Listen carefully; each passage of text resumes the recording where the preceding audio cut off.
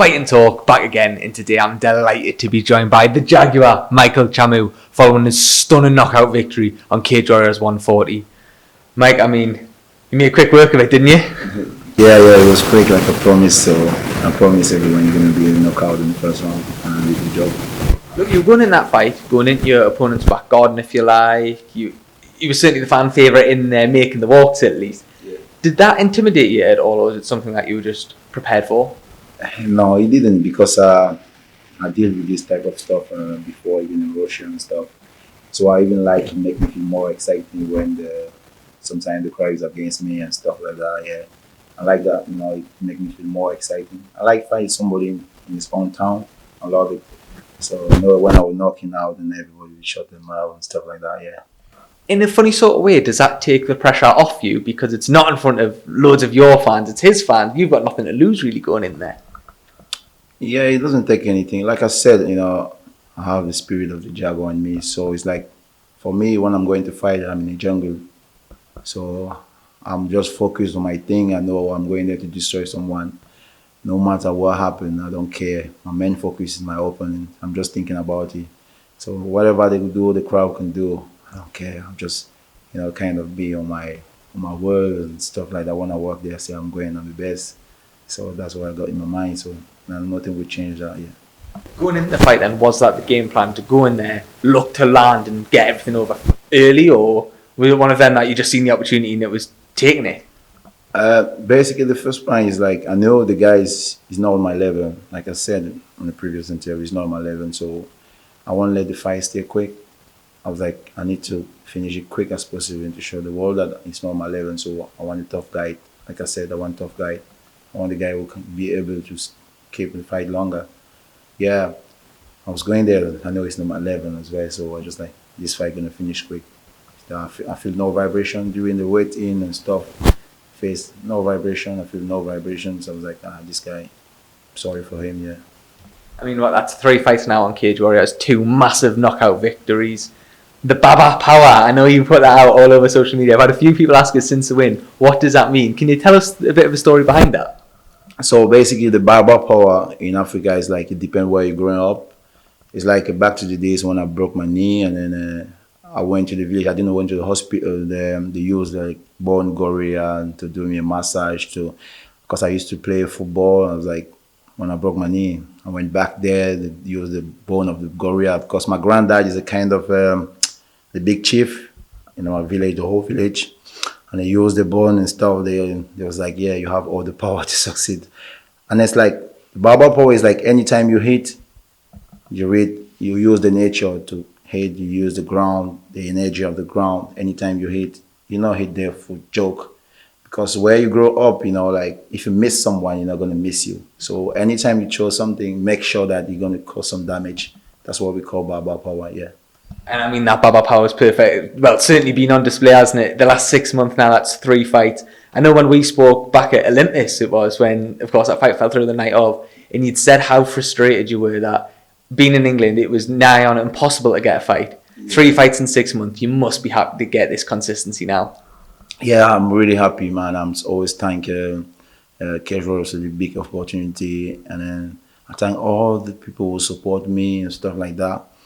Yeah, I'm very happy about that, because like they give me opponent I want, and I haven't shown even the 50% of Babaah power. I don't want to make people scared. Or just give me more fight. I will show you the new things. Like 30 seconds will be more like I said, give me opponent, right? I haven't showed the world 50% of Babaah power. What is Babaah power? Like I said, for example, when I knocked the guy out, that was the Jaguar animal, but just Mike, me, that everybody knows, give him mercy. So no, I'm not gonna, So like I said, give him more opponent. You're gonna see the Babaah power. Just before we move on from that, I've got to ask you, because I know Brad mentioned it on the commentary, the backflip attempt. What happened with that? Yeah. I used to do backflip. That was like, if you watch my previous video on Sambo, always this from since 2015.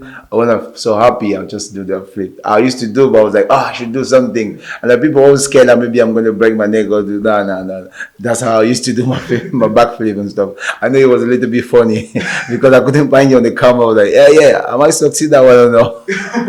Yeah, it was kind of funny though. Yeah. Moving forward then, look, what was less than a minute in the cage, you come out totally unscathed. What's the plan for you? How quick do you want the turnaround to be? Yeah, obviously, I was like, I just need to kind of opportunity and stuff like. And then one thing I'm going to say, I'm just thank all the sponsors and stuff who really support me, now because to be honest, I never trained full time. So I just imagine that if I start training full time, I don't think somebody will stop me and stuff. So like I said, I'm just going to thank L3 Uptake, and Just Grunt who helped me a lot, and Ref Gear, all the support, and TFT will give me a chance to train with other guys. So everybody will put a lot of commitment to see me right to the top. So like I say, I'm just planning now to go like full-time training. I know I need to take more things serious now because to be honest, so what you see me doing now, I never train full-time. Always train because I have to help some people in Africa, look after the family and stuff. It's become a little bit tough for me, and then to be there doing this and then do come training, tired and stuff like that. So now I'm looking forward now to like put more commitment on the training because since I came here, I never put really. I never put like my 60% of my like skills on this fight because I always hesitate things. Am I gonna go? Is the worth? But as soon as I start having like good people around me who support me, and I think the future are gonna be very good for me. And then I just wish that to have more people support me and stuff like sponsor because it's not easy to train full time and stuff like that. It's a little bit hard, but like I promised, like I won't, I'll make everybody who support me happy about what I'm doing. So, cause like, and the one thing is I really thanks Casual because the more people support me, are still helping me kid. Like because we have a kind of a charity the way we help kids and back home, the way I live back home. You can see on my Facebook to help them and then support my coach because we have the young generation in Cameroon as well who want to try, and then we have lots of talent. Just try to help them like my coach back home, West Beyond. Yeah, that's what I'm looking for. So I'm looking for more opportunity to improve myself and then make the world happy. It's really funny that you mentioned that because I was going to ask you about that. And as a grown professional yourself, you're still learning, you're still getting there, but it's been really important for you to give back to the community back home. I know you and Peter normally organise, it's like almost like a collection in the gym. Yeah. Why is it so important for you to be giving back to home? Yeah, it's really important because that's where I came from. So I know how much it's hard, over there. So I've been into that situation. And then I've been helped by the nun. So I was like nearly adopted when I was a kid because my dad wasn't there. It was just my mom and stuff. So I have a chance. I was going to the church and stuff. So I've been almost adopted by the nun. And then she looked after me. And then she always tell me that what you need to do back, you always think about the other kid one day when you succeed. And even when I started doing martial arts, she didn't want. She was like, "Oh, I'm going to help you." Just like, "Oh, that's the only way I can give back what you've been doing for us." So that's the only way because I think like if the world know me, and then they probably give me a chance to help those kids over there. So that's what it is because I've been on that show. I know how much it's difficult though. I know how much people want to train, they want to do this, but they don't have no equipment. You can't imagine how we used to train. You can't imagine. It's awful, man. You can't imagine. But now, with what Peter and I just try to do, when I collect stuff, different gym, and then the good thing is I'm very lucky as well. I thank God with that because when I ask any people around the gym, they always help. They're always ready to help. No matter if I'm not training with the gym or whatever, I'm always welcome in all the gym in the Northeast. That's the way I always say that's the best place to live. So I'm looking forward to do more with the opportunity that Casual has given me. Yeah. How special has that been for you then? A lot of your sponsors are either Northeast based or local, or certainly started in the Northeast. All the gyms have welcomed you with open arms. How special has that been for you to have that support locally? Man, it's like, I don't like the words to say, but I can't find the word because it's like you're going somewhere, you don't know anybody, and you should always say, like, am I gonna get, am I gonna be welcome there? And then you go there, nobody's know you, and then you become friendly with everybody. Everybody's ready to help you and stuff. Man, it's like you feel back home. Like, well, if you ask me, do you want to go back to Cameroon? I say no. Do you think I was gonna say no? Because yeah, like I say, the whole world, right? And then when you feel happy somewhere, why should we go back? No, it's like, man, there's so nice people here, obviously. Yeah, man, I used to always say, man, that's the best place to live. You know what? I'm gonna move here because you go here, you can see the good smiling people, the face, like all these things. Man, it makes so special in my heart, and then I really want, one day to make the noise proud of me, kind of be part of the Northeast and stuff. Really, all the fighters are nice, Man, it means a lot for me, though. It means a lot for me, and I really, really want like to bring if I can, contribute to bring the Northeast, high the top level, because I know in the Northeast you have very good talents, very, very good talent. Yeah, I want to be part of them. Yeah, that's why I'm trying to improve myself, and I'm ready to learn from everybody and stuff. Yeah. I think for me, I think you're certainly already part of that scene. When you look around, like just all the gyms that do know you, I think you're certainly part of that scene already. Yeah. Finally then, Michael, moving forward, we've got to mention, of course, George Hardwick fighting for that lightweight title. There's 2 middleweight bouts on that card. You came out that pretty fresh. Will you be staying around fight weight just in case something happens? Yeah. I'm ready though. I'm ready. So I'm gonna go back to the gym today. I have my 2-day chill out. I'm going to take things serious because I know people are watching me and they prepare for me as well. They prepare for me, so I'm going to just go to the gym. So I'll start back to the gym today and then be ready for any opportunity. So if they call me, they say, oh, everyone, I'm ready though. I'm ready. Actually, just going back on that as well, something I've certainly seen from your 3 fights. Look, if we go to that first Cage Warriors fight, it didn't go the way you were hoping it was going to. A lot of that was that wrestling in cages where that seemed to be where Samir was certainly getting the upper hand on them. Irvine went to engage within the first sort of 10 seconds of that fight. Straight away, you were disengaging, you were making the space. How much do you feel being as active as you have been has helped you improve in them in-fight situations?